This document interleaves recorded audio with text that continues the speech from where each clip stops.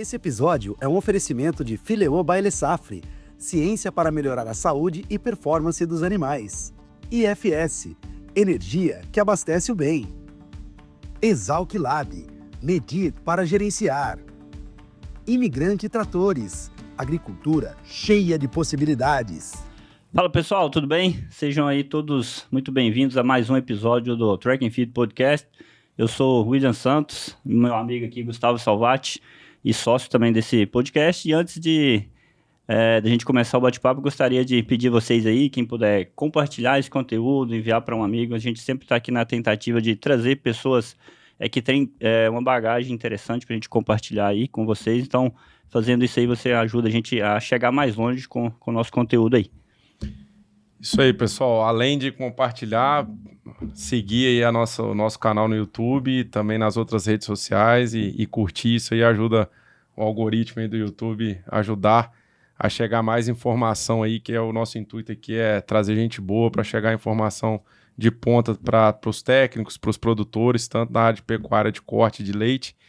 E hoje a gente tem a honra de receber uma pessoa aí que é referência no mercado, né? Muitos colegas recomendaram muito ele aí, e ele está aqui presente para o evento do CPZ, que até a gente estava batendo um papo aqui antes dele entrar, foi integrante aí do grupo do CPZ também.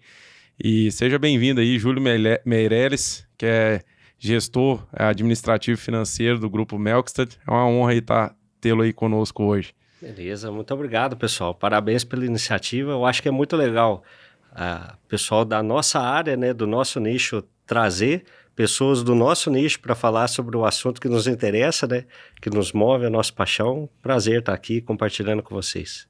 Obrigado. Não, bom demais, prazer que é nosso. E, Júlio, para quem não conhece, né, conta um pouquinho aí pro pessoal como é que é a sua formação, como que você entrou aí na pecuária de leite, como é que foi essa trajetória sua aí até então? Beleza, para mim é muito natural estar na pecuária de leite. Na verdade, eu nasci nela e nunca saí. Tenho bastante consistência. Quanto a isso, ninguém consegue falar diferente.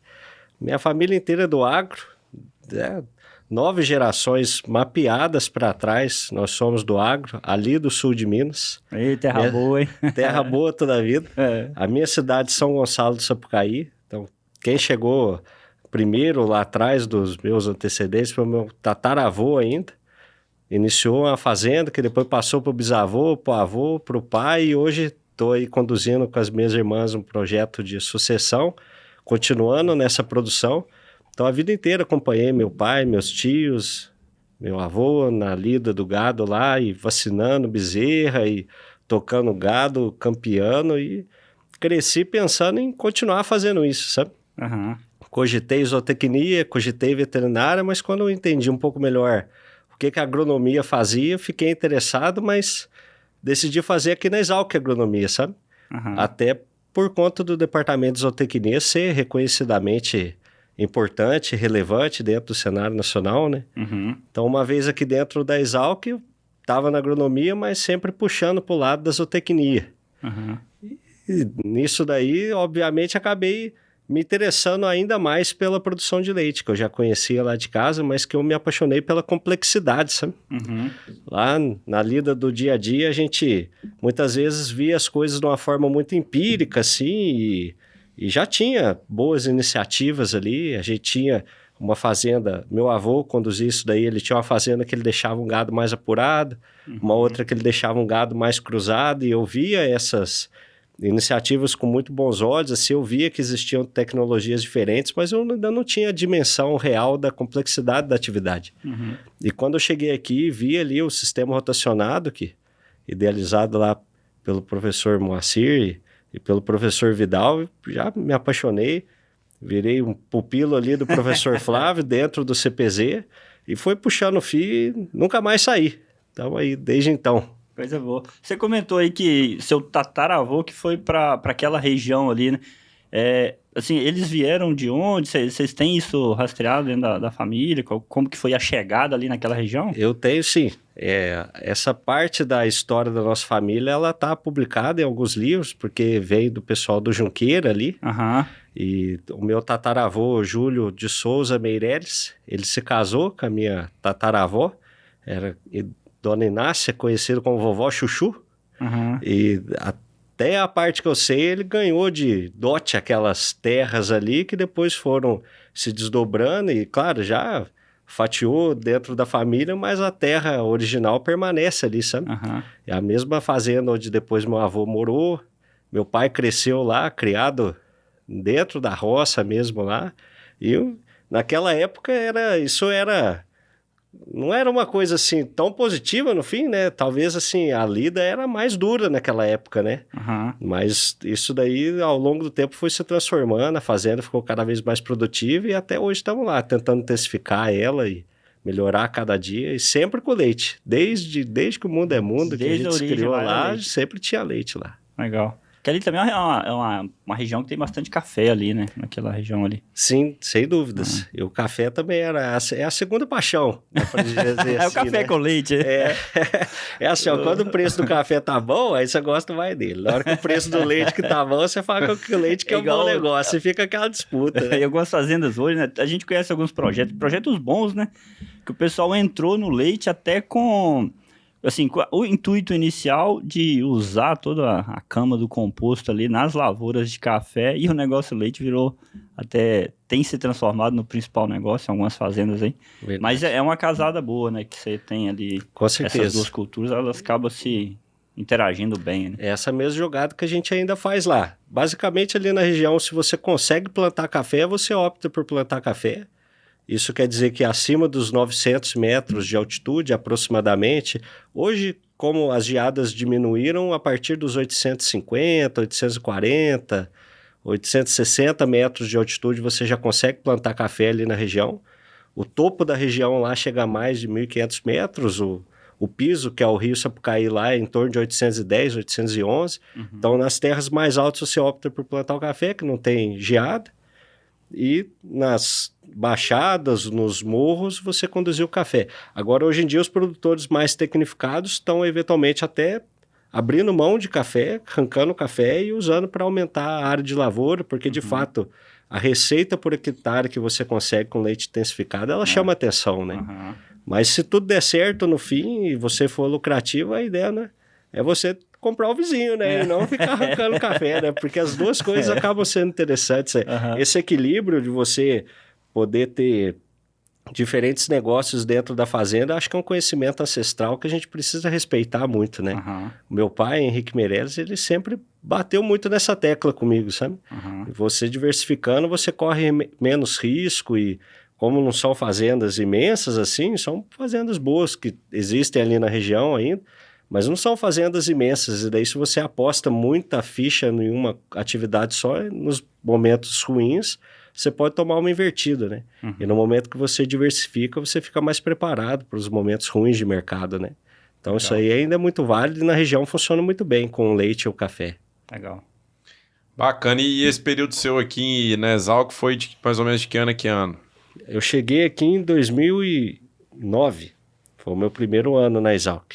E fiquei aqui, que me mudei de fato, foi em 2022 que eu saí daqui.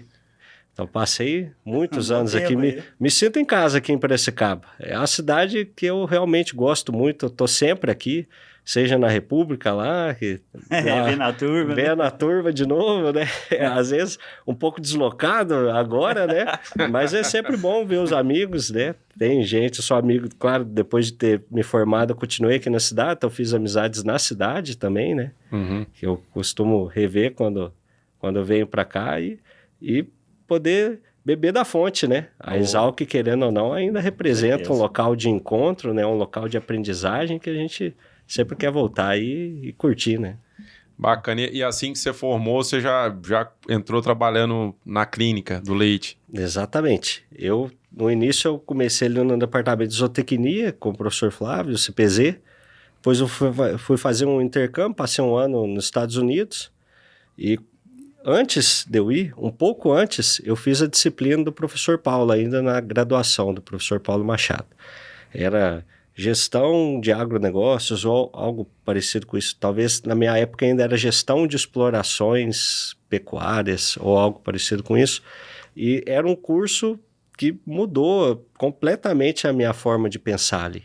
ele trazia uma abordagem muito incisiva a respeito da importância do gerenciamento para que você pudesse fazer as coisas acontecerem dentro da fazenda. E foi uma virada de chave para mim, sabe? Quando eu cheguei, eu vim com a cabeça muito técnica, assim, pensando como é que eu posso ser um bom técnico, um bom agrônomo, entender de pastagem, entender de produção de milho, entender de produção de café, e vim focado em aprender essas coisas, sabe? Trabalhando com o professor Flávio, naturalmente fiquei interessado por nutrição, né? E aprendi a mexer no NRC e falei assim, agora eu vou me testar um pouco no mercado, né? Só que o mercado, para mim, que acabava sendo mais prático e convidativo, foi a minha própria casa, né? Então eu cheguei para o meu pai e falei, pai, eu tenho 2 convites, eu de fato tinha 2 convites de 2 fazendas aqui da região para ir lá fazer estágio e tal, fazendas que já estavam acostumados a absorver estagiários do CPZ. E se o senhor cobrir a oferta, veio para cá, vai ter que cobrir, né? A gente tem que se valorizar também, né? Senão não funciona. Eu falei, não, tudo bem, então, pode vir. Daí eu organizei minha agenda, eu saía daqui na quinta-feira e ficava lá até segunda-feira, quando eu voltava de novo para continuar tendo as aulas aqui. E eu me lembro que nessa época aí eu puxei o fio da gente tentar ajustar as dietas lá. Então, faz segregação de lote e tal, e muda, e dá mais ração, investe mais. E naquela época a nossa média era 14 litros por vaca, e segregando as vacas, fazendo lote de alta, puxando um pouco mais a ração e tal, conseguimos puxar para 19 litros. Opa! A época foi impressionante, assim, e eu fiquei muito satisfeito. Até porque ele também convidou um nutricionista que atuava na região para validar o meu trabalho ali. Ele validou, falou, não, faz sentido. Legal. Tá bem por aí, vamos fazer que vai dar certo. Fizemos, deu certo. E eu lembro que depois de uns 4 meses rodando, eu cheguei para ele com um bloquinho de anotação desses que a gente carrega no bolso, né? E eu falei assim, pai, eu fiz a conta aqui e tal, tanto de ração, tanto de leite, esse foi o investimento, esse foi a receita, raspei a régua assim, ficava 9 e pouco, mas arredondei para 10, né? 10 mil por mês. Aí ele virou e falou assim, mas cadê? Uai, onde foi parar? Não tá lá no banco? Ele falou, se você quiser, eu trago o extrato para você, ué. Não tá, não. Aí que eu fiquei encafifado com isso e, claro, aquela receita adicional, não tem dúvida que ela caiu na fazenda, o lucro líquido adicional. Mas... sem dúvidas, estavam acontecendo outras atividades dentro da fazenda naquele momento, seja no corte, seja no café, que consumiram aquele caixa. E, de fato, ele não estava em excedente lá, né? Mas daí foi a hora que eu percebi que se eu não tivesse também olhos para a parte gerencial, eu talvez não fosse ser tão valorizado como técnico, sabe? E eu percebia também que as fazendas simplesmente ainda tinham uma gestão muito amadora e elas próprias ainda não conseguiam realmente apurar esses resultados. Eu sentia que lá em casa a gente era bem representativo do que de fato estava acontecendo no setor como um todo e não era tão casuístico assim. E fiquei com isso na cabeça, fiquei encafifado com isso. E nessa mesma época daí foi quando eu fiz a disciplina do professor Paulo. Inclusive, também tem uma outra passagem marcante durante a disciplina, que foi bem interessante. Foi em algum momento, a gente foi visitar o seu Ingo, que tem criação de cimental montebeliar ali em São Carlos, no Sítio Canário. E ele é um cara gestor de verdade, né? Executivo, de multinacional e tal. E ele tem uma visão bem profissionalizada do agro e acreditava muito naqueles conceitos que o professor Paulo já pregava há muitos anos, e os dois faziam uma dobradinha incrível, porque você via a teoria do ponto de vista do professor Paulo ali, trazendo aquelas ideias, claro que com uma prática também excepcional, mas você via daí de fato a prática dentro do dia a dia operacional ali no Sítio Canário com o seu Ingo, e eu vendo os dois conversando e eu participando daquelas conversas, daquele debate, daquela visita, tem uma hora que eu falei assim, eu escolhi a profissão errada, então. Eu devia ser administrador e não engenheiro agrônomo, porque a conclusão ali daquela conversa era que não valia nada você ter o conhecimento de quanto precisava do bar, era nesse sentido a conversa. E o seu Ingo me repreendeu na hora, ele falou, não, você está errado. Você está certo de ter escolhido agronomia. Você tem que entender que você tem que ter o conhecimento técnico, mas ao mesmo tempo você precisa entender o impacto econômico e financeiro que o seu conhecimento técnico traz para dentro do negócio. Se você unir essas duas frentes de atuação, você vai ter muito mais sucesso dentro da sua vida profissional. E foi um grande dia aquele dia para mim. E mudou, e nessa época eu já estava com a viagem marcada para os Estados Unidos, eu tinha conseguido uma bolsa no programa Ciências Sem Fronteiras, já estava com a minha matrícula feita na universidade lá de Nova York, e eu fiz um movimento bem ousado.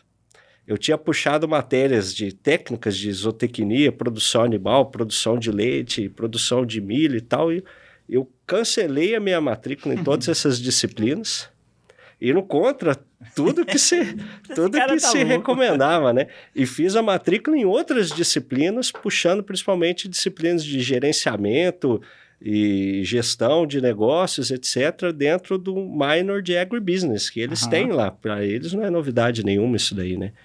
E fui para lá, estudei isso daí, e quando eu voltei, bati na porta da sala do professor Paulo e falei, professor Paulo, estou de volta aqui e vim trabalhar com o senhor, tá? Arruma um espacinho aí. Então foi quando eu comecei a trabalhar na Clínica do Leite, ainda como estagiário, depois me formei e segui ainda lá dentro da Clínica do Leite por mais 6 anos. Cara, que legal, né? Bacana. Legal. E a gente sempre conversa, eu e o Gustavo, a gente troca muita ideia. Nós viemos de Lavras, né? Ele é zootecnista, eu sou agrônomo, mas assim, a gente sente falta, cara, dessa pegada administrativa, de negócio mesmo, de ver tanto pecuária como agricultura dentro das universidades como negócio mesmo, sabe? Trazer número, trazer estratégia de venda, de posicionamento. E legal demais esse turnaround, essa mudança não diria mudança de percurso, mas uma incrementação dentro do técnico, como foi bem mencionado aí por você. Legal demais. Perfeito. Eu não tenho dúvida absolutamente nenhuma do valor do técnico. Eu mesmo justamente comecei como técnico. Agora, o que realmente me fez seguir mais para o lado administrativo foi a vocação. Eu simplesmente, no momento que eu tive um pouco mais contato com a matéria, eu tinha mais interesse. Para mim era muito mais interessante estudar como funciona um financiamento, como são os juros compostos, por exemplo, do que estudar um pouco mais no detalhe a digestibilidade do amido, por exemplo. E daí eu entendo que são coisas que têm valor semelhante, porque afinal ambas são importantíssimos dentro de uma fazenda, mas eu simplesmente tinha mais vocação para isso. E isso vai também de encontro com as conversas que me influenciaram durante a vida toda, né? Então, o meu pai, ele tinha já uma visão técnica muito boa dentro da fazenda, mas ele não tem formação na área, ele é formado em engenheiro elétrico e toca a fazenda, e muito bem tocado. E ele enfatiza que é porque ele olha com o olhar gerencial correto, prestando atenção no fluxo de caixa, prestando atenção nos investimentos, apurando resultado, fazendo conta dentro do escritório dele. Então, aquilo me influenciou bastante, depois eu mesmo senti vocação com os números e por isso que eu fui mais para esse lado, né? Essa parte financeira, Júlio, assim, além de ser muito importante para a própria fazenda, eu vejo muito isso e está aumentando o mercado de consultores autônomos. No gado de corte eu acho que é até um pouco mais estabelecido. No leite é para veterinários que prestam serviço de reprodução. Mas mesmo eles, ou o William, por exemplo, que é agrônomo, eu que sou zootecnista, a gente vê um grande número de pessoas que não sabem precificar o impacto que ele está gerando na fazenda. Primeiro porque ele não tem um diagnóstico inicial de quanto que aquela área que ele está atuando está impactando no resultado final da fazenda. E depois que ele já está trabalhando, o quanto que ele incrementou ali, às vezes ele sabe que melhorou a taxa de prenhez, diminuiu o DEL, isso aí é bem claro para ele, mas ele não sabe o quanto que isso deixa mais de dinheiro. Perfeito. E aí, como é que eu posso dizer? A valorização desse cara fica atrelada a um valor inicial que nunca muda. Sim. Né? Normalmente o cara cobra um salário mínimo, o salário mínimo sobe, ou 2, mas eles atrelam sempre a isso. Que é mais simples, mas não. Mas na verdade ele não sabe o que ele está gerando, nem ele mesmo sabe. Né? Então a gente bate muito em cima disso. É claro que tem áreas que são mais simples de parametrizar isso. Às vezes, por exemplo, vou dar uma aqui que é mais simples. A gente dá consultoria na parte de confecção de silagem. Você vai lá e mede quanto que o cara está perdendo. Se o cara produz lá 20 mil toneladas, está perdendo 10%, entendeu? Então ele está perdendo 2 mil toneladas, o preço da tonelada é X, se no outro ano você deu consultoria, sei lá, e reduziu isso em 10%, você sabe o impacto, vamos pôr, financeiro, né? Da parte em perda, sem contar a parte de processamento de grão e tudo mais. Mas eu acho que ainda existe um pecado, tanto para todas as áreas dentro aí, do cara que melhora um ACCS no rebanho, ou como que ele também atrela a consultoria no valor agregado que ele gera, né? Eu vejo muito isso, não sei se você tem um pouco dessa visão também. Com certeza. A gente é diferente do advogado, né? O advogado faz a conta lá, ó, nós vamos mover uma ação de tanto e um percentual é meu, né? E a gente não consegue fazer essa matemática, né? É uma pena mesmo. Eu acho que isso aí vai totalmente de encontro com a minha visão sobre o setor de que, infelizmente, a gente ainda simplesmente é muito amador, sabe? E eu vejo isso, por um lado, com bons olhos, porque é o que eu tomei como a minha missão pessoal, profissional, sabe? Então, o meu objetivo dentro da minha profissão, dentro da minha área de atuação, é ajudar no processo de profissionalização do agronegócio. E, em algum momento, refletindo sobre propósito, foi o que eu imaginei para mim, o que eu pensei para mim. E eu via isso, claro, me beneficiaria diretamente, afinal, eu também estou investido dentro do agronegócio e também tenho negócios que eu posso profissionalizar e melhorar, mas eu percebi que simplesmente era uma carência do mercado. Então, foi onde que tinha um nicho bem interessante para atuar que eu não pestanejei para tentar abraçar, sabe? E, de fato, hoje, o técnico, ele sofre um tanto por conta disso, né? Ele simplesmente acaba ficando refém ali de uma apuração de números que não é tão precisa assim, e não consegue, muitas vezes, precificar o seu devido valor, né? E até, às vezes, o dono da fazenda, a percepção de valor do dono da fazenda no serviço dele, talvez também em números também não é muito clara, né? Porque a parte também do gestor ter esses números e saber o impacto que gera, né? E me conta pra gente aí um pouco dessa virada de chave aí pra ir lá para a região ali de Cascarambeí, um pouco do trabalho lá que você faz na Melkstad e também um pouco do cenário da fazenda hoje, né? Perfeito. Que é uma das fazendas referência aí hoje no Brasil, com modelo de sociedade diferenciado. A gente está aí no segundo lugar do top 100 e já vem ali cada ano, né? Só subindo mais, todo mundo só ouve muito bem falar da fazenda, né? Acho bacana você fazer um overview aí da fazenda e um pouco do que você executa lá. Para quem gosta de leite, acabar trabalhando naquela região lá é quase inevitável, né? Ali tem um imã para quem gosta de leite. E no meu caso não foi diferente.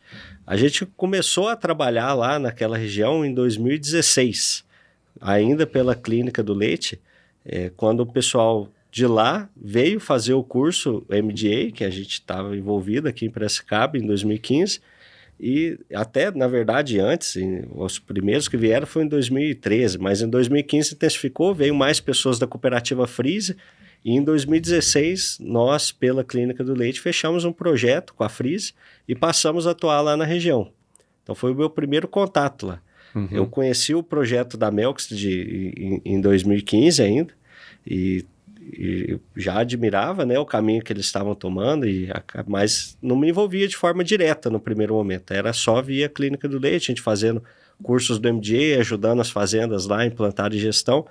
E em 2019 eu saí da Clínica do Leite e passei a atuar como consultor e na área. Então eu consegui me posicionar muito bem no mercado, porque era de fato uma carência grande. Então a pessoa que tinha a capacidade de ajudar com planejamento, ajudar com gestão, era benquista, né? E aquela região acabou gerando muita demanda para mim. Então eu, como consultor pela Mana Consultoria, eu atuei em vários estados, Minas Gerais, São Paulo, Goiás, mas lá no Paraná onde eu tinha mais cliente, principalmente porque eu comecei a atender de forma direta a cooperativa Freeze, que a Melkstad é associada. E num primeiro momento era até para ficar um pouco mais próximo das fazendas, mas em algum momento eu fui absorvido pelo corporativo da cooperativa e passei a ocupar uma cadeira no comitê de crédito da cooperativa. Então, quando chegava lá, a Freeze atua como um agente financeiro, então quando chegavam os pedidos de fomento, de produção ou de custeio, eles direcionavam a fazenda para mim, para que eu fizesse uma análise, um estudo a respeito da fazenda, fechasse os números, um planejamento, fazer um fluxo de caixa projetado, para daí eu apresentar isso no comitê com parecer favorável ou desfavorável para a concessão daquele crédito. E assim eu toquei durante algum tempo, sabe? Em paralelo, ocupava esse espaço lá na cooperativa e dava consultorias. E em 2021 eu passei a dar consultoria na Melkstedt. Para fazer o planejamento, fazer projeções de fluxo de caixa, fazer análises de viabilidade de projeto, com iniciativas novas que eles estavam tendo naquela época lá. E quando chegou ali em outubro de 22, eles me convidaram para ocupar o cargo que eu ocupo lá dentro hoje, de gerente administrativo financeiro. Eu topei, parei com a consultoria e entrei na Melkstedt definitivamente ali em janeiro de 23. Então, nesse momento eu já tinha me mudado ali para Carambeí, porque a maior parte do meu movimento da consultoria já estava ali mesmo. Então, eu simplesmente saí do apartamento que eu estava ali na cidade para uma casa na própria Melkstedt. Afinal, eu acredito que faz diferença o gestor de fazenda tá no jogo mesmo, dentro da fazenda lá. E desde então estamos fazendo um trabalho de gerenciamento lá na fazenda no dia a dia. A Melkstedt de hoje, ela tem aí em torno de 2.200 vacas em lactação, em 3 sistemas de ordenha diferentes. Um deles é a ordenha rotatória, são em torno de 1.900 vacas, a média aí perto dos 44 litros vaca dia. Um outro sistema é o sistema de ordenha robotizada, são 4 robôs Lely, que ordenham 200 vacas. Aí a gente produz mais uns 11 mil litros, 55 a média desses robôs dá, uma média bem expressiva. E as outras 100 vacas são vacas que estão secando, ou vacas que recém-paridas, ou que estão em tratamento de antibiótico, a gente ordena numa ordenha acessória lá, um fosso comum com 6 postos. E essa estratégia aí do robô é mais para as vacas aí no início de lactação?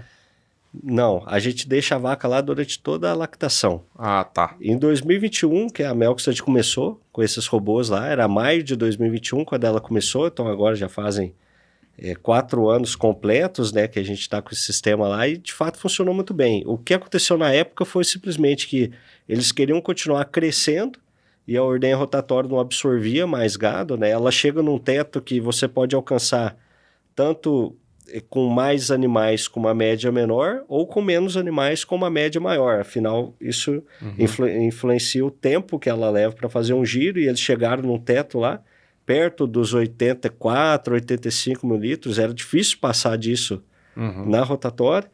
E daí eles colocaram os robôs até para depois conseguir continuar crescendo de forma modular, que é o plano que a gente tem lá. Em algum momento a gente voltar a crescer mais, a gente precisaria instalar só mais robôs para ordenhar mais vacas, sem ter que fazer um baita de um investimento que seria uma rotatória nova, né? Então o robô, ele, claro, por vaca é um investimento maior, mas em si é um investimento menor, né, do que uma nova rotatória. Então você consegue crescer de forma modular. Agora os animais que entram lá no robô, eles entram e ficam durante a lactação toda. E, portanto, a média de DEL dessas vacas que estão no robô é uma média normal, em torno de 165 a 170 de DEL. E ele simplesmente entrega uma produção maior mesmo, sabe? Olha só. Ô Júlio, como que você vê, até assim, uma questão até mais ampla, né? Você que lidou aí com fazendas Minas, Goiás, enfim, as bacias leiteiras representativas no Brasil, e acredito que essa fase aí deve ter pego ali talvez de 2018 em diante, né? Que foi onde a gente teve um boom muito expressivo, né? Um crescimento muito expressivo das fazendas, o pessoal se profissionalizando, fazendo barracão, aumentando o número de vacas.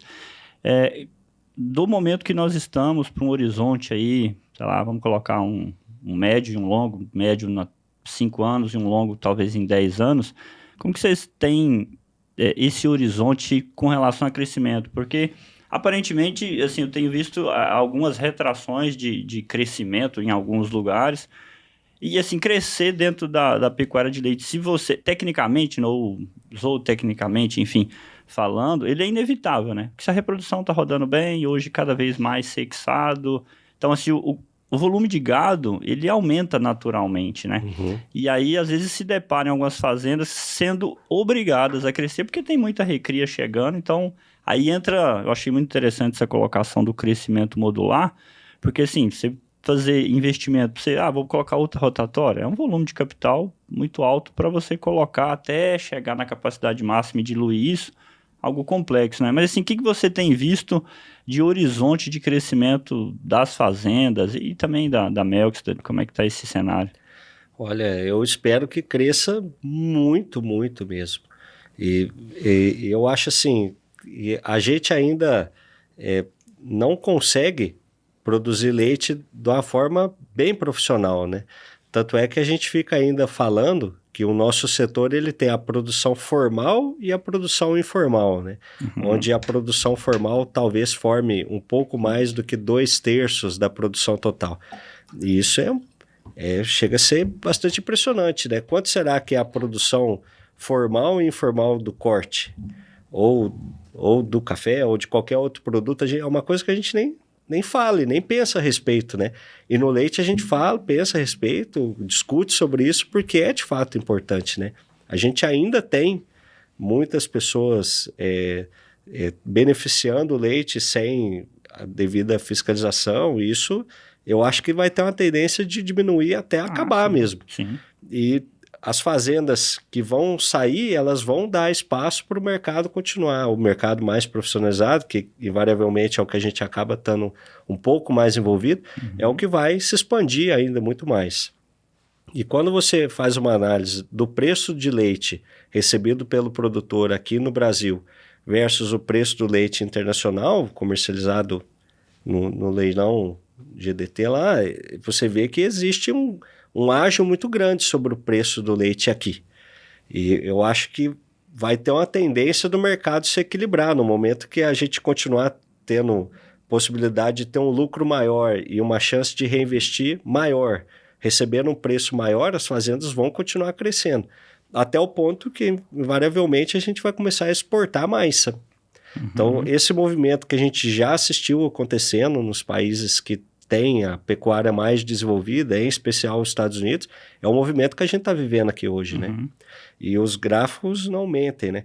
É bem interessante o gráfico que saiu no último Top 100 do Milk Point, mostrando que quase 5% da produção de leite formal é entregue pelos 100 maiores produtores que estão no Top 100 lá, né? Então, você imagina 5% da produção concentrada em 100 produtores. É incrível. E eu acho que essa concentração vai acontecer com ainda mais ênfase, com ainda mais velocidade ao longo dos próximos anos, sabe? À medida que a atividade ela continua rentável, o reinvestimento vai ser inevitável, né? E é claro que a gente também espera, num horizonte de tempo longo, que o poder de compra da população melhore, né? E a gente aumente o consumo de lácteos no Brasil, né? Então, o nosso consumo está relativamente estabilizado, porque a renda também não tem aumentado tanto. Mas quando a gente tenta olhar com bons olhos o futuro, a gente enxerga que existe possibilidade do mercado crescer, né? Então, eu acho que a produção vai crescer muito ainda, o consumo vai crescer a ponto de que a gente vai começar a exportar. E a hora que a gente abrir o mercado de exportação, muito provavelmente as fazendas vão estar com um nível de eficiência monstruosamente maior do que o nível atual, né? Que a produtividade média ainda é terrível. Sim. E nesse momento, essas fazendas elas vão ter montado um negócio tal que ele não vai ter condições de ficar muito parado, ele também vai ficar sendo retroalimentado, né? Então é isso que eu enxergo. É isso que eu vejo que já está acontecendo, mas é isso que eu enxergo também para o longo dos próximos 30 anos aí, né? E nessa sua experiência, Júlio, atendendo fazendas, que você pode passar para o nosso ouvinte para ele elaborar um bom planejamento financeiro da propriedade, né? Quais são os principais gargalos em épocas do ano aí que tem que tomar mais cuidado? Quais os KPIs ali que ele tem que estar monitorando mais de perto aí, né, nesse cenário aí? Olha, eu não tenho dúvida que ele precisa procurar uma assistência técnica especializada, sabe? E não é nem puxando mais a brasa para minha sardinha, porque eu não estou mais disponível no mercado, né? Mas eu vejo que ainda existem muitos técnicos e muitas consultorias capazes de ajudar verdadeiramente o produtor pelo seguinte: é uma tarefa de alta complexidade e normalmente ele já está tão atarefado em garantir a eficiência dos processos do dia a dia que se ele parar e ficar dentro do escritório, mexendo com Excel, normalmente ele não faz o melhor uso do tempo dele, sabe? E é muito importante que ele possa realmente montar uma planilha e conseguir ver como que cada pequeno detalhe influencia a produção dele, porque justamente no momento que ele tem isso bem detalhado, ele vai conseguir ter o tato do que tem maior ou menor influência. Então, por exemplo, ele pode projetar quanto que vai ser o rebanho dele ao longo do tempo. E com isso ele consegue calcular o quanto de comida a mais que ele vai produzir, etc. E se ele não ficar ensaiando, o que acontece? Se ele vender algumas vacas, ou se ele comprar mais vacas, ou se ele aumenta o custo da silagem mediante, por exemplo, alugar mais terra, ou vice-versa, se ele não ficar, de fato, calculando o impacto que essas mudanças têm no cenário do fluxo de caixa ou da rentabilidade do negócio dele, ele dificilmente vai tomar a melhor decisão, né? Ele começa a querer tomar decisão de uma forma empírica. E, invariavelmente, daí o planejamento acaba ficando, por demais, simples, né? Se ele fizer simplesmente um planejamento, o próximo ano eu vou plantar tanto de silagem para atender tanto de vaca. Na hora que ele se depara com a necessidade de tomar uma decisão efetiva mesmo, por exemplo, beleza, mas agora chegou num ponto aqui que você ou constrói um barracão ou vende vacas. Ele não sabe responder qual que é a melhor opção. E se ele tiver um planejamento formal mesmo, realmente elaborado, com tudo amarradinho, numa planilha mais estruturada, se ele não tiver isso daí, ele não vai conseguir tomar a decisão mesmo. E daí faz sentido nesse momento que ele tenha uma assistência técnica especializada, que possa realmente ajudar ele a tomar essas decisões, né? A gente está falando de uma assistência mais de gestão mesmo, né? Isso, assim, alguém que vai levantar números, vai traçar cenários e vai auxiliar ele quanto a isso. Sem dúvida. E que existe no mercado hoje, né? Várias consultorias que conseguem fazer esse trabalho, que era também o trabalho que eu fazia, né? Que eu acredito assim que invariavelmente faz parte do processo de profissionalização da fazenda realmente buscar esse tipo de coisa.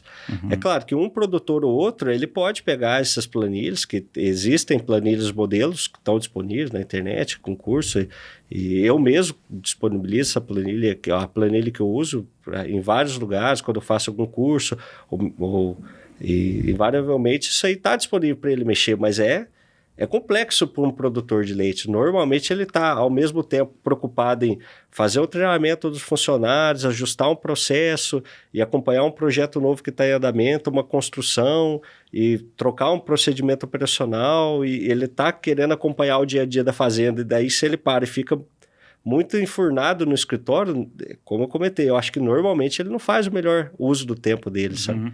E se ele delega uma parte dessa atividade e depois ele foca em simplesmente conseguir atingir os checkpoints ali daquele planejamento, eu acho que é onde que ele vai ter a melhor saída, sabe? Agora, tentando te responder de uma forma mais objetiva, Gustavo, de fato, assim, ele precisa acompanhar, ele precisa criar assim, uma árvore de indicadores onde ele coloca no topo os que são mais importantes e entende quais são os que se desdobram para chegar naquele resultado, né? Invariavelmente, o mais importante vai ser ali o leite produzido e quanto que custou. Na hora que você vai investigar quanto que custou, você vai quebrar ali, simplesmente ter uma DRE detalhada, né? Qual que é o custo de alimentação, o custo com consumíveis de ordenha, o custo com mão de obra, para que ele acompanhe isso no mês a mês e veja onde que ele está falhando ou não para atingir aquele custo planejado dele. E sempre garantir que o custo fique abaixo do preço recebido, mesmo nos momentos que o preço do leite cai, né? Ele vai ter que adaptar o custo dele para se manter ali dentro. E no caso do leite produzido, quantos animais que ele tem, invariavelmente se desdobra em média de produção, quantas vacas que ele descartou, das vacas que estavam saudáveis produzindo, quantas que pegaram mastite, por exemplo, e assim ele vai quebrando essa árvore de indicadores para poder sempre acompanhar mais de perto aqueles mais próximos ali do leite produzido e quanto que custou aquele leite produzido, né? Ô Júlio, quando a gente pega, assim, por exemplo, uma fazenda que ainda não tem um serviço desse, tá? Uma consultoria de gestão financeira estratégica, quanto tempo leva para organizar isso daí e quais que são as dificuldades perante essa situação?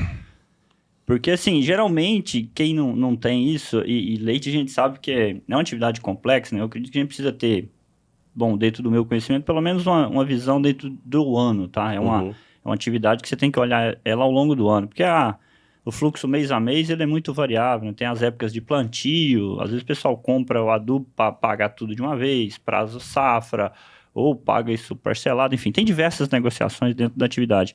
E ele que está preso só no fluxo de caixa, entrada e saída mês a mês, às vezes ele se depara com situações que colocam ele em xeque, né? Por exemplo, tem, sei lá, um investimento que boa parte das fazendas desse período de 2018 em diante, para esse crescimento é natural, né? Você pegar recurso para fazer investimento, né? Alguns até custeio, mas assim, como estruturar esse programa dentro de uma fazenda que ainda não tem esse tipo de serviço? E quanto tempo leva para, de fato, mostrar para ele, ó, tá aqui os fluxos, nossa programação de longo prazo, enfim, como que seria isso? Olha, William, eu já fiz esse trabalho em dezenas de fazendas, literalmente foram dezenas, assim, e eu peguei desde fazendas como a própria Melxed, que era bem mais estruturada, já tinha contabilidade, uma empresa que roda no lucro real, até produtores bem pequenininhos, assim, de 20, 25 vacas. Obviamente, para viabilizar um trabalho de melhor qualidade, existia um agente financiador desse trabalho, que no caso era a cooperativa, que eu atendi e que me dispunha para ajudar esses produtores. Então, a primeira coisa é isso daí, o produtor pequenininho ele tem que ter um apoio, né, de um agente de fomento para poder viabilizar um trabalho técnico de mais qualidade, né? Esse é o primeiro ponto.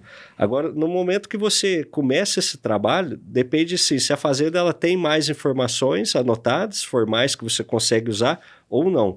Quando ela não tem, por exemplo, não tem sistema financeiro, ou mesmo um caderninho ali, ou não tem um sistema zootécnico, a primeira coisa é você coletar informações durante um tempo relativamente representativo para que você possa extrapolar aqueles dados para o seu planejamento, né? Esse tempo aí de no mínimo uns 3 meses, pelo menos. Então, em muitas fazendas que a gente começava o trabalho que não tinha nada, não tinha absolutamente nada, a gente montava um pequeno caderno de anotações para ela fazer o básico, lançar lá os gastos com mão de obra, o pagamento das parcelas que tinha de financiamento de custeio, anotar como se fosse uma agenda, uma projeção de fluxo de caixa simples, assim, dos principais pagamentos que ela tinha, e anotar quantos partos de vaca teve, quantas vacas ela empreendeu no mês a mês, qual foi a média de produção. E deixava isso rodar por pelo menos 3 meses. Agora, quando a fazenda já tem um sistema, qualquer um deles, você já consegue usar eles na mesma hora ali. E daí o planejamento sai em uma semana de trabalho, assim, não é uma coisa tão difícil assim, claro, no momento que você já tem uma planilha modelo que você vai preencher ali com as informações atuais e que já tem ali as fórmulas amarrando uma coisa na outra, né? Então, se você emprenha mais vaca, vai ter mais parto dali 9 meses, vai ter mais nascimento de bezerra, vai ter mais vaca dali 2 anos, né? Você já tem isso tudo amarrado, então você consegue usar as informações que você coletou ali para montar esse planejamento. Agora, quando a pessoa ela está no nível mais simples e ela não tem nada, ela gerenciar pelo fluxo de caixa acaba sendo, de longe, a melhor opção, né? Porque daí não tem muito erro, né? Não é muito errado você gerenciar apenas olhando o fluxo de caixa no momento que você tem mais insegurança do que você está fazendo, né? É porque, assim, às vezes até, acho que a grande dificuldade é você... A entrada é mais tranquilo, né? Porque tem um volume do leite vendido mensal, é aquele preço do leite, aquilo ali que vai entrar dentro do negócio, né? Agora, as saídas, e nem sempre, por exemplo, o produtor, quando pensando em produtores menores, vai lá, pega lá 50 litros de diesel, 100 litros de diesel, anota, e às vezes não tem um cupom eletrônico, porque hoje você tem cupom eletrônico, você tem informação, você consegue baixar essa informação para dentro de alguns sistemas, né? Mais informatizados. Mas eu acho que talvez, de fato, estabelecer o custo real, né? O que de fato saiu dentro da fazenda, acho que é uma dificuldade ainda para esse pessoal, né? Porque compras maiores, soja, milho, por aí vai.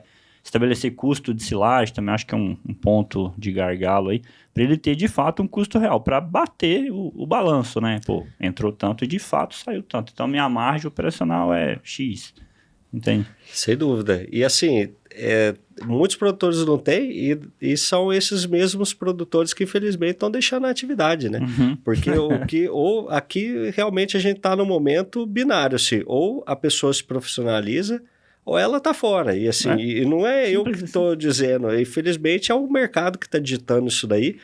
E um primeiro ponto que é básico e essencial e que a gente ainda discute bastante é que uma coisa é a empresa da pessoa. que tem a fazenda, que tem as vacas, que está produzindo leite. A outra é a vida dela própria, né? E o primeiro passo, o mais básico de todos, é você ter uma conta bancária que você movimenta apenas os pagamentos da fazenda e uma outra conta bancária que você eventualmente saca um excedente, um lucro que você obteve com a produção de leite e você paga o seu cartão de crédito, o colégio dos meninos e a gasolina do carro. Se o produtor também, os que eu eventualmente visitava, que ainda confundiam um pouco essas questões, eles não tinham essa separação, era também algo básico que eu falava que ele tinha que ter no primeiro momento, porque pelo menos tendo isso, ele muitas vezes me compartilhava comigo esse extrato bancário da conta da fazenda e a gente ia batendo as grandes contas. No momento que você conseguiu apurar aí 80% do custo, não é um crime gravíssimo você jogar os outros 20% em outros e começar um planejamento por ali, sabe? Já acaba já muitas vezes sendo bom o bastante para você fazer as projeções para os grandes números que preocupam ele, que normalmente é o custeio da lavoura ou o pagamento de um financiamento, da parcela de um financiamento que ele fez para o investimento num trator ou num barracão, né?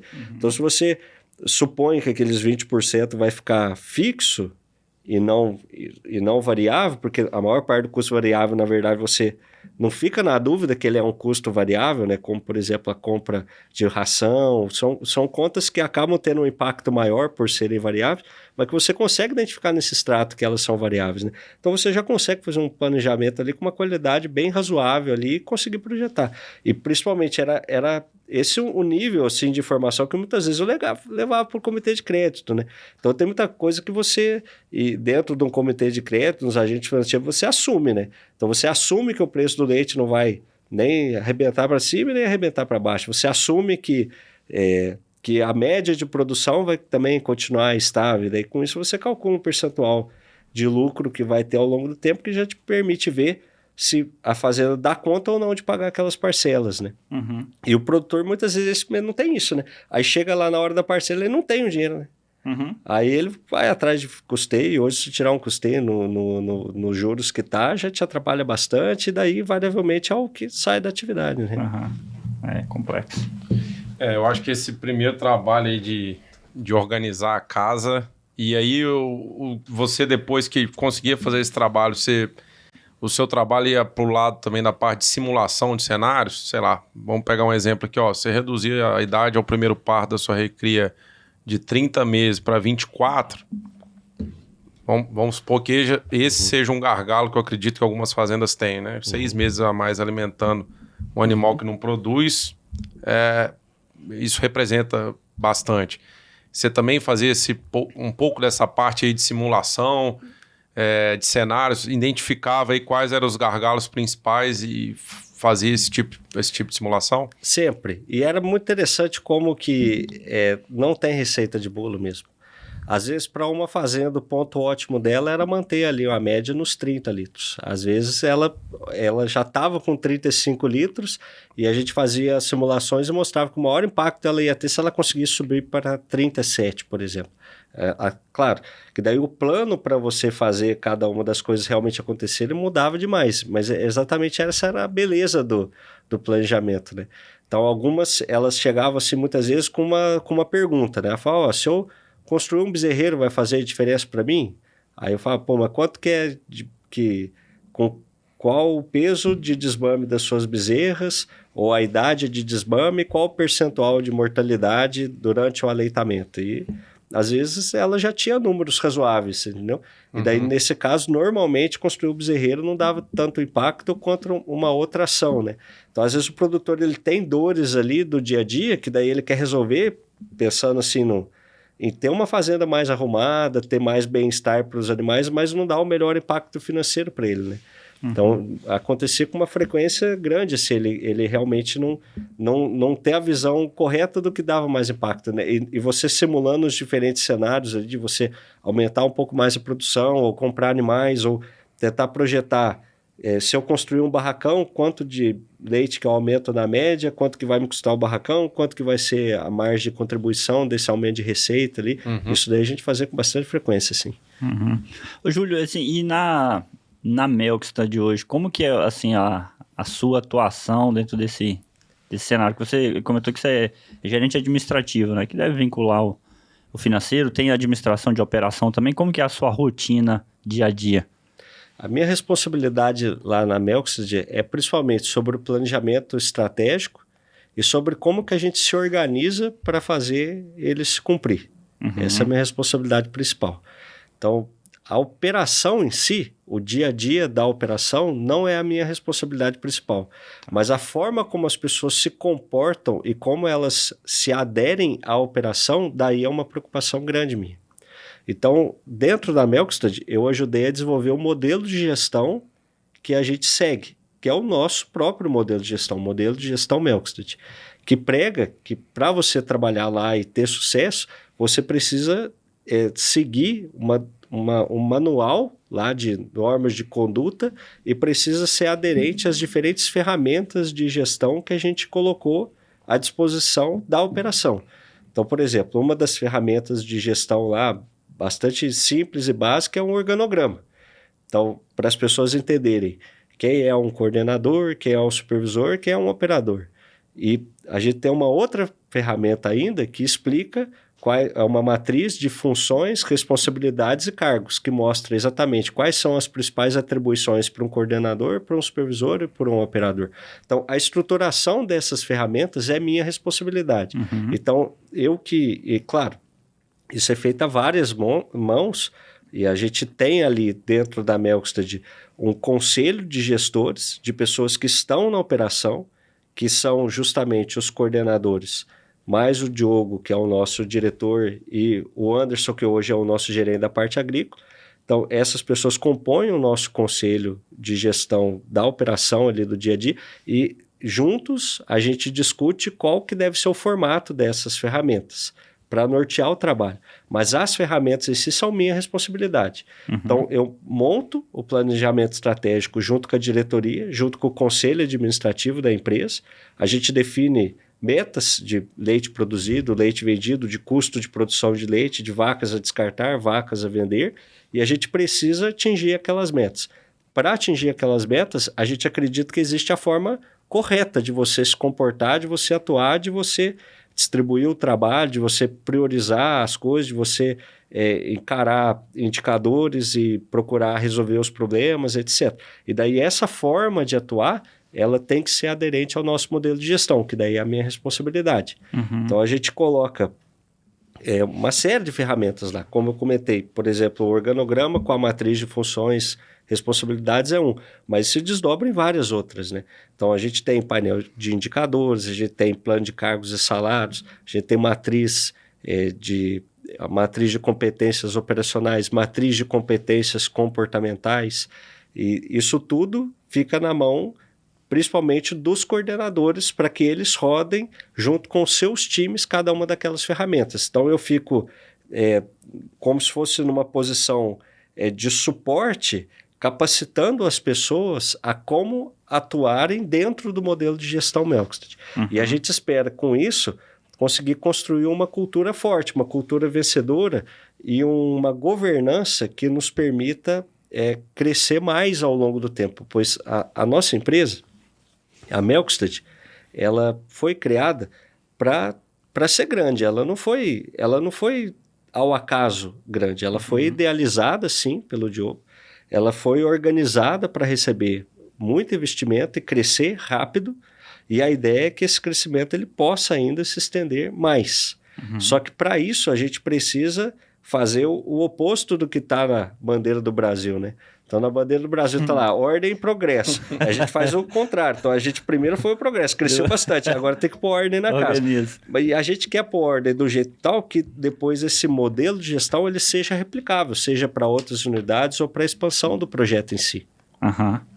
E assim, crescer com margem é um desafio, né? Dentro da... Eu acho que para qualquer negócio, né? Crescer mantendo margem, porque, de fato, o que dá saúde para o negócio é margem, né? Então, você trabalhar isso aí para seguir com escala e margem, acho que deve ser um grande desafio dentro desse alinhamento estratégico. Né? Sem dúvida. Quanto mais você está crescendo, mais você acaba perdendo o foco do que realmente interessa, né? Então é sempre muito interessante você acompanhar novas iniciativas dentro de uma fazenda, né? Enquanto que a ordenha está acontecendo, né? E eu acho que isso daí é um... Eu acho que isso daí é um ponto de gargalo que todo produtor sente, né? Então chega lá, pode ser qualquer coisa, né? É uma coisa simples, desde participar de uma feira, até comprar um trator novo, até realmente construir um barracão novo. Aquilo tira a atenção do gestor, né? E às vezes esse mesmo gestor, ele também estaria responsável por uma operação, né? E até por isso a gente prega dentro da Melx de uma descentralização da gestão. Então, nós temos gestores de áreas responsáveis pela reprodução, pela nutrição, pela recria de novilhas, pela ordenha, pela sanidade dos animais, que o foco principal deles é cuidar dessas áreas. E quando a gente tem uma inovação, essa inovação ela fica muito mais atrelada ao Diogo, que é o diretor, e não ao gestor daquela área, sabe? Então, a gente faz com que a gente ainda consiga tocar um projeto novo, fazer uma iniciativa nova sem deixar de olhar o dia a dia.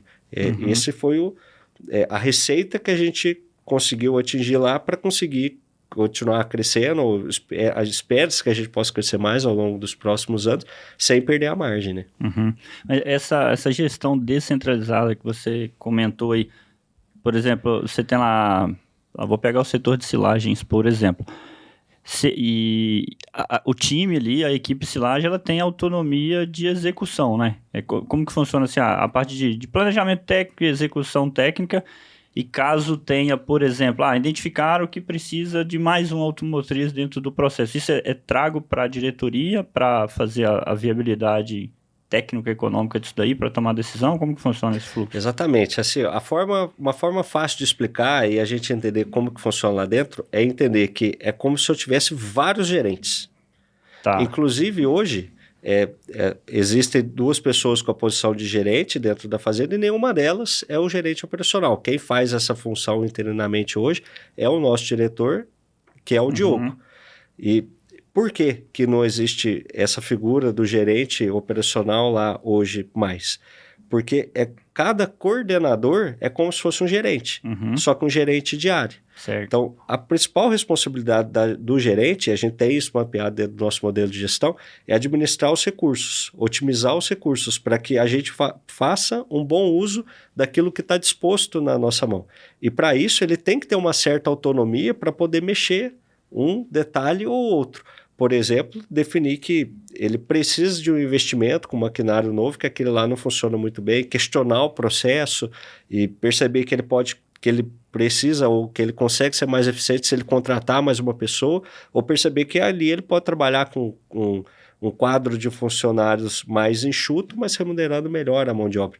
Hoje os nossos coordenadores têm essa autonomia. Então eles são como gerentes. Certo? E daí, dessa forma que a gente descentraliza a gestão. É claro que isso só é possível pelo tamanho da empresa. Afinal, a remuneração dessas pessoas, ela é condizente, de fato, com a remuneração de um gerente numa fazenda de tamanho normal, vamos dizer assim, do tamanho mais comum, né? Certo. Então, é o tamanho que nos permite. Só que é o tamanho que também gera necessidade da gente ter essa organização, né? É porque senão não cresce organizado, né, cara? Exato. Se crescer desorganizado não deve ser... Assim, eu imagino que tem os dias contados crescer desorganizado, né? Porque você põe escala, põe volume, põe faturamento, mas às vezes o rombo pode ser grande lá no final se você não tá olhando fluxo, direcionamento, enfim, investimentos a pagar, coisas desse tipo, hein? Sem dúvida. Uma das minhas funções lá dentro também, essa é o meu viés mais administrativo, vamos dizer assim. E no meu cargo tem o nome do financeiro lá também, porque eu também cuido da parte financeira aqui. Que daí, claro, o dia a dia do contas a pagar e receber, mas principalmente as captações de recursos e a contabilidade da empresa. Isso também fica na minha alçada. E lá a gente tem uma contabilidade bem profissionalizada, sabe? E quanto mais eu estudo a respeito do tema e chego em algumas ações mais sofisticadas dentro da nossa contabilidade, eu percebo o quanto isso é absolutamente distante da realidade das fazendas comuns do dia a dia aqui. É difícil uma fazenda que tem uma contabilidade correta, né? E daí são oportunidades que eventualmente a fazenda deixa de usufruir, como, por exemplo, você conseguir lançar na contabilidade a depreciação do seu rebanho adulto e com isso abater imposto, por exemplo, que seria um impacto direto aí na linha final, né, de quanto que vai sobrar para o produtor, até o fato dela não conseguir enxergar com clareza, de fato, quanto que ela reinveste naquela atividade e o quanto que ela lucrou, né? Então, por exemplo, hoje a gente normalmente apura o custo de produção com 100% da recria dentro do custo da produção. É difícil a fazenda que consegue apurar o custo da recria separado e dentro daquele custo separado da recria, entender quanto que foi reposição de estoque de animais adultos e quanto que foi investimento em crescimento de animais adicionais ao rebanho, né? Então, só esse pequeno detalhe já influencia muito as contas, porque se você for tratar com um investidor, por exemplo, são perguntas básicas. Ele pergunta quanto que você gasta para manter as suas atividades atuais e quanto você reinveste no negócio. E hoje o produtor tem dificuldade de responder isso daí. E isso tem uma série de impactos em como que ele é visto pelos agentes financeiros, pelos bancos, como ele é visto por investidores que têm interesse em investir no agronegócio, né? Então a gente vê várias fazendas de outras culturas que não a pecuária de leite recebendo investimento do mercado privado, né? E a gente ainda continua sendo visto como um patinho feio ali, porque a gente não sabe nem a contabilidade do negócio, então como é que a gente apresenta, né? Esse ponto aí é interessante, né, de discutir, e você como bom mineiro, né, contemporâneo nosso aqui, assim, o produtor de leite, principalmente o mineiro, ele captar recurso fora para investir no negócio era algo, principalmente o fazendeiro mais antigo, né? Hoje a gente sabe que a atividade leiteira ela se profissionalizou muito, né? Estamos falando do pessoal, não só porque é grande em volume de leite, mas quem tem pessoas com volume menor que são profissionais, né? Dentro da atividade. Estou me referindo a esse grupo aí. De ter, de fato, toda essa contabilidade bem descrita, saber esses níveis de quanto que eu estou alavancado, né? E assim, já é uma pergunta, assim, até quando que eu posso alavancar dentro da minha fazenda? Assim, quanto que eu posso ter de alavancagem dentro da fazenda, tá? Com relação, sei lá, pode pegar a base de faturamento anual, o volume de leite. Vocês têm alguma métrica dessa? Temos sim. E assim, o que eu enxergo que acontece no mercado é que para que você faça uma gestão financeira de fato eficiente, você precisa usar uma trinca de relatórios. Um é o mais comum que todo mundo tem, esse aqui ninguém tem dúvida, que é o fluxo de caixa. Quanto que eu estou pagando, quanto que eu estou recebendo. O segundo já não é mais tão comum assim na nossa área, mas é absolutamente básico, que é a DRE. Você conseguir demonstrar a eficiência operacional daquele período, né? Quanto que eu gastei para produzir aquele leite e quanto que eu faturei com aquele leite que eu vendi dentro daquele período. Qual foi o consumo de estoque. E, normalmente, as pessoas já se estrangulam nesse daqui, né? Para apurar o custo de produção. E tem um terceiro relatório ainda que ninguém monta, que ninguém entra, que é o balanço patrimonial. Que você pode fazer dentro de uma empresa normal, dentro de uma empresa, você, inclusive, conforme o seu regime tributário, é obrigatório que você tenha o seu balanço patrimonial e publique ele, passe ele para a Receita Federal, né? Mas que o produtor pode fazer em casa também, né? Apurando efetivamente o que ele tem. É isso que o balanço patrimonial mostra. Ele mostra não as entradas e saídas e não o custo de produção. Ele mostra o patrimônio, o que o produtor tem. E tanto o que ele tem, quanto o que ele deve. E aqui o produtor não chega. Ele não chega aqui. Existe um bloqueio técnico. É uma questão técnica, uma ignorância técnica. E que usualmente o engenheiro agrônomo, o zootecnista e o veterinário também não entra. Então, ele precisaria ou que um desses profissionais adquira o conhecimento necessário para conseguir montar, e eu nem digo um balanço patrimonial contábil perfeito, mas pode ser uma apuração de contas da fazenda, sabe? Onde ele tenta buscar com mais clareza os valores que efetivamente aquela terra vale, aqueles animais valem, aquelas máquinas valem, e quanto que ele deve no banco, que daí sim ele conseguiria ter uma visão complementar para daí fazer a gestão financeira correta. E muitas vezes ele não enxerga a necessidade disso daqui por ignorância, e a equipe técnica que assiste ele também não enxerga a necessidade, também muitas vezes por ignorância, e o contador também não enxerga, porque o contador ele não olha isso daqui com o ponto de vista gerencial, administrativo. Ele olha isso daqui com o ponto de vista de como eu faço para não fazer esse produtor pagar muito imposto de renda e ele me mandar embora. Uhum. Então você fica ali com uma ociosidade com a pessoa que teria o conhecimento necessário, que é o contador, porque a demanda não existe do ponto de vista do produtor, ele nem percebeu a importância disso aqui e não entra com o pedido, né? Mas se a gente estiver falando de uma fazenda profissional, eu acho que é absolutamente necessário que você tenha um contador, você contrate um contador e você explique para ele que você quer que ele faça uma contabilidade correta e gerencial. Uhum.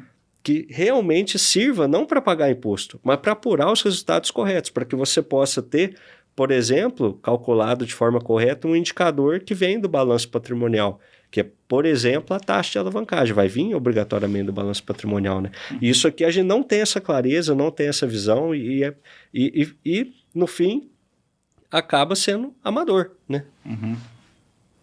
Interessante, né, cara? E acho que isso tem despertado muito interesse da Faria Lima mesmo, né? No geral, em dar um pouco mais de foco, né, dentro do agronegócio. Primeiro, porque assim, a inadimplência é muito baixa, né? Quando a gente pega perante outros segmentos, eu acho que não dá 4% de inadimplência dentro dessas linhas de financiamento, crédito rural no geral aí, sabe? Então, assim, o pessoal tem despertado isso. E, às vezes a gente pega algumas empresas, quando você vai olhar esses balanços que eles soltam, né, para bolsa, enfim, para investidores, você pega empresa que está alavancada 2 vezes balanço patrimonial, sabe? E, assim, conseguindo recurso ainda. Sim. Às vezes você pega um produtor que, às vezes, está, assim, com irrisório, né, perto do patrimônio que tem e tá batendo cabeça, né, cara? Perfeito. A Faria Lima, ela tá de olho na gente, né, no agronegócio, e ela tá correta de fazer isso. E a pecuária de leite ainda engatinha nisso daí, né? São muito poucas fazendas de leite que conseguiram financiamento privado, né? E isso muitas vezes acaba sendo público, né? Porque muitas vezes ela consegue via fundos que têm os seus detalhamentos publicados, que eles ficam à disposição para o investidor investir, né? Eu acompanho de perto esses movimentos. A gente já tocou diversos estudos dentro da Melco, nunca fizemos nenhuma operação de crédito privado assim, com investidores que poderiam colocar dinheiro naquele fundo, né? Mas a gente acompanha isso de perto, porque existe de fato muito potencial. Hoje, uma pecuária de leite tecnificada, ela tem a capacidade de entregar uma receita superior a R$100 mil por hectare ano. E isso... E tem 1000 formas de você calcular esse indicador, mas você fazendo pela forma mais básica possível, que é dividindo de fato a receita operacional que aquela fazenda obteve naquele período pela área agricultável de forragens dela daquele mesmo período. Uhum. Muitas vezes você chega nessa cifra dos R$100 mil por hectare ano, com fazendas que eventualmente conseguem um resultado operacional, o EBITDA ali, uma geração de caixa operacional na ordem de 20%. Uhum. Então, ela consegue, de lucro operacional, um valor superior ao faturamento de uma área de grãos, por exemplo, né?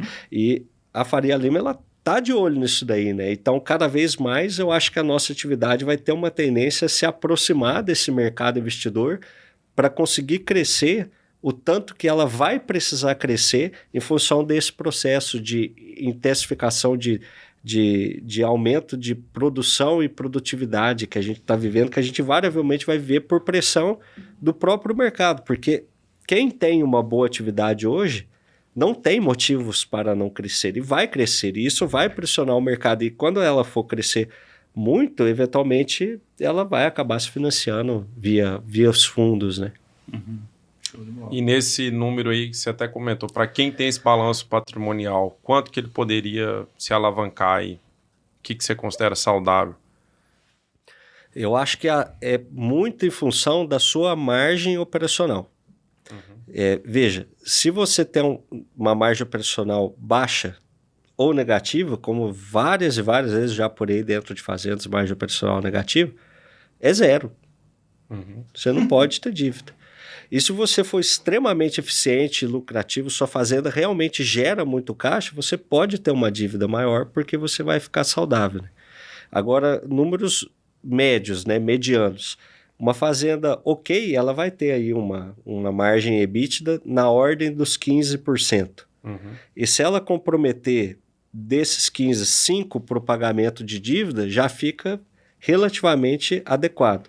Aí vai depender ainda se essa dívida está no curto ou no longo prazo. Porque se ela estiver toda no curto prazo, daí poderia ser de no máximo aqueles mesmos 5% que você teria que disponível para pagar a dívida. Né?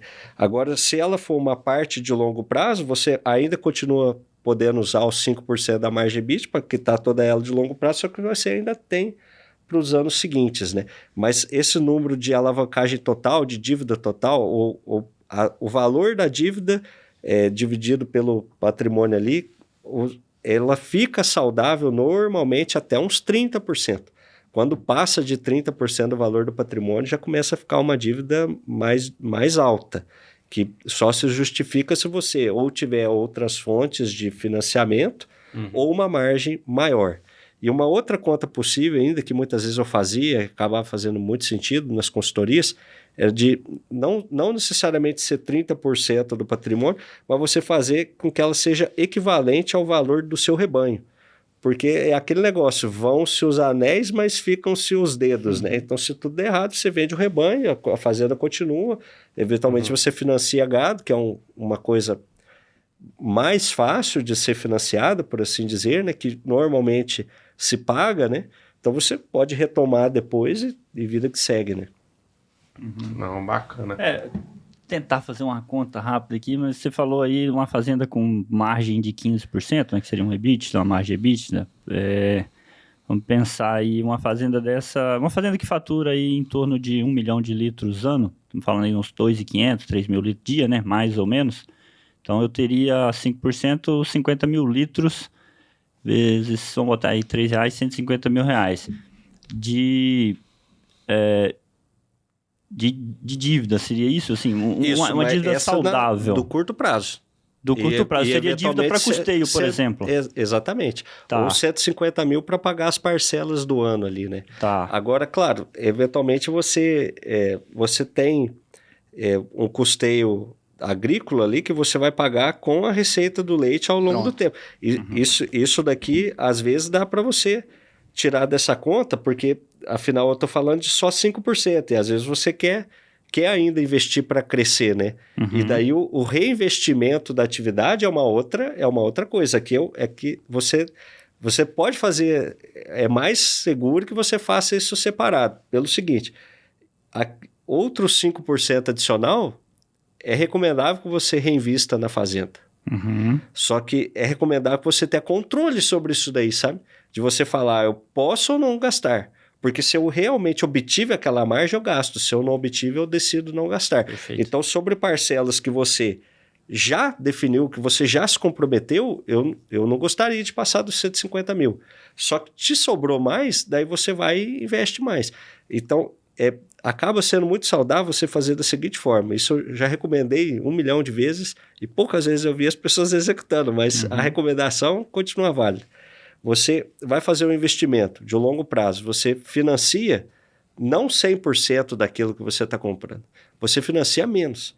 Você financia só 70%, 60%. E o restante você paga à vista. Paga à vista com aquele caixa que você acumulou de alguns anos, eventualmente você ter optado por não reinvestir, mas ter deixado aquele dinheiro aplicado dentro da empresa, ou aquele valor é o suficiente que você lucrou aquele ano que está separado para o reinvestimento para fazer frente a esses 30%, você financia o resto. Normalmente o acréscimo de receita ou lucro que você tem com aquele investimento te permite ficar ainda mais parrudo para pagar as parcelas que vão vir a partir do segundo, terceiro ano. Mas você já fez frente aqui a uma parte importante daquele investimento, né? Interessante. Boa, bastante informação boa, né? Começa a fazer conta aí, fica a lição pra gente, que eu acho que agora aqui a gente vai buscar fazer mais conta do que a gente faz. Com certeza. Ampliou a consciência. nossa aí para esse tópico, eu acho que para todo mundo que está assistindo aqui. E para a gente finalizar, Júlio, quais são os horizontes aí da Melxer para o futuro de produção? Se pensa em algum momento a verticalização da produção, que a gente vê às vezes em alguns grandes projetos do Brasil, né, que a gente tem, principalmente aqui em São Paulo, a gente vê mais comum, né? O que vocês pensam aí para um horizonte aí de 5 a 10 anos, aí, as metas da fazenda? A primeira coisa que a gente tem muito orgulho, muita satisfação de estar dentro do setor e a gente poder ser eventualmente apontado como um exemplo, como uma referência, para nós é um motivo de orgulho muito grande. E se a gente puder continuar nesse caminho, isso vai ser muito importante para nós, sabe? A gente se sente parte de algo muito maior. A gente tem o orgulho danado de produzir alimento, para alimentar um mundo que ainda passa fome. Então, quando a gente recebe visitas lá de outros produtores, a gente sempre recebe as pessoas de braços abertos. Claro, sem exagero, a gente recebe de 2 a 3 pedidos de visita por dia. Então, a gente não consegue receber todo mundo, mas, inclusive, temos organizado alguns eventos para colocar mais gente dentro da fazenda e poder mostrar um pouco do nosso dia a dia lá, para que a gente possa fomentar o setor como um todo. Se a gente continuar com esse resultado, tendo as pessoas essa visão positiva sobre nós, curiosidade sobre nós, já vai ser uma grande vitória. E a gente está no momento de consolidação dos investimentos que foram realizados. Então, a gente não deve crescer muito agora no curto prazo, mas a gente deve continuar tendo um ganho operacional muito grande dentro da fazenda. Nos últimos 25 meses, e esse mês apurei de novo o resultado hoje, nos últimos 26 meses, a gente vem crescendo a produtividade animal no acumulado 12 meses, que é um indicador bem importante para mim. Então, há mais de 2 anos atrás, a nossa média era 4 litros e um quebradinho menor. E a cada mês a gente sobe a nossa média acumulada de 12 meses. Então, enquanto a gente não se aproxima do número que eu considero o nosso ideal, que é 50 litros, a gente vai continuar buscando mais eficiência operacional dentro do que já está construído. E a gente está passando por um processo hoje dentro da fazenda de trabalhar com um pouco menos de vaca, mas com a mesma quantidade de leite, justamente aumentando a média de produção dos animais e a eficiência deles como um todo. A gente deve seguir ainda nesse caminho durante algum tempo, só que sempre atento às oportunidades de mercado, porque a gente hoje já tem capacidade de colocar debaixo dos nossos barracões mais vacas do que a gente tem, até por esse processo de diminuição do número de animais. Só que a gente não consegue ordenhar mais vacas, porque a rotatória já está no 100% e os robôs já estão no 100%. E à medida que aumenta a produtividade por vaca, a capacidade de vacas que eu consigo colocar na rotatória, ela diminui, né? Então, talvez a gente ainda possa fazer alguns pequenos incrementos da nossa produção total com mais robôs, ordenhando mais vacas, mas sempre mirando uma média maior.